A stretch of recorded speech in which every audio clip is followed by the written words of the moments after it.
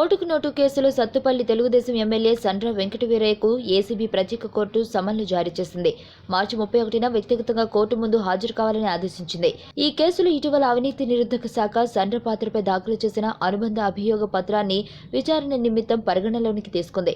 Telugu Desam MLA డ్రైవర్లు, గన్మ్యాన్లపైనే అనిస దృష్టి సారించింది. వీరి నుంచి సాక్ష్యాలను నమోదు చేసింది.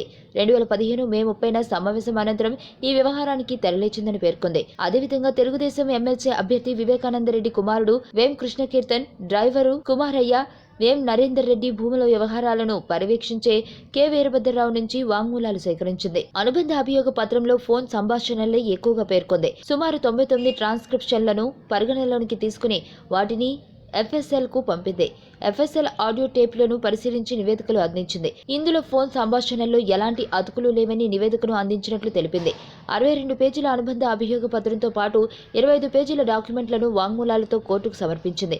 మొదటి అభియోగ పత్రంలో రేవంత్ రెడ్డి, బిషప్ సెబస్టియన్, రుద్ర ఉదయ్ సింహ, మత్తయ్య జెరూసలేంను నిందితులుగా పేర్కొనగా, అనుబంధ అభియోగ పత్రంలో సండ్ర వెంకటవీరయ్యకు 5వ నిందితుడిగా పేర్కొంది. మత్తయ్యపై ఉన్న కేసును హైకోర్టు కొట్టివేయగా ఏసీబీ సుప్రీంకోర్టును ఆశ్రయించిన విషయం విదితమే.